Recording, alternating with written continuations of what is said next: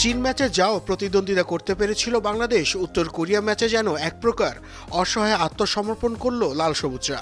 অসম এই লড়াইয়ে ট্যাকটিক্যাল সহ সব দিক থেকেই এগিয়েছিল প্রতিপক্ষরা। ৫-০ গোলে হারলেও শিশুদের পাশে দাঁড়াচ্ছেন পিটার বাটলার। জানান এই হারে লজ্জার কিছু দেখছেন না তিনি। আমরা অসাধারণ এক দলের বিপক্ষে খেলেছি, সত্যিকারের ফুটবলের শিক্ষা পেয়েছি। আমাদের সক্ষমতার চেয়ে উত্তর কোরিয়া অনেক বেশি এগিয়ে ছিল। আমরা প্রতিদ্বন্দ্বিতা করতে পারিনি এবং ৫-০, ৬-০ কিংবা ৭-০ গোলে হেরে যাওয়া কোনো লজ্জার বিষয় নয়। ম্যাচে শিষ্যদের নিবেদনে গর্বিত পিটার বাটলার। কঠিন বাস্তবতা মেনে নেয়ার পাশাপাশি নিজেদের সামর্থ্যের কথাও মনে করিয়ে দিলেন এই কোচ।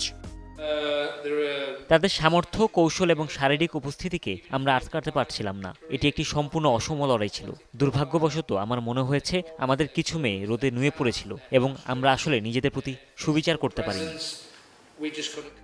বাংলাদেশের জালে ৫ বার বল গেলেও ম্যাচ জুড়ে দারুণ কিছু সেভ করেন মিলি আক্তার। লড়াকু মানসিকতার জন্য এই গোলরক্ষককে প্রশংসায় ভাসান বাটলার। মিলি একজন সত্যিকারের ব্যক্তিত্ব এবং সে একজন সৈনিক। তার জেদ এবং উদ্দীপনার প্রশংসা আপনাকে করতেই হবে। তার সাথে কাজ করা দারুণ। সে এই সুযোগটি পাওয়ার যোগ্য এবং মেয়েটির জন্য আমার কেবল প্রশংসাই আছে। নারী এশিয়ান কাপে গ্রুপ পর্বে তৃতীয় ও শেষ ম্যাচে বাংলাদেশের প্রতিপক্ষ উজবেকিস্তান। চীন ও উত্তর কোরিয়ার ম্যাচ থেকে পাওয়া শিক্ষা কতটুকু কাজে লাগাতে পারেন বাটলার, সেটি এখন দেখার বিষয়। নাসিফ শুভ, যমুনা স্পোর্টস।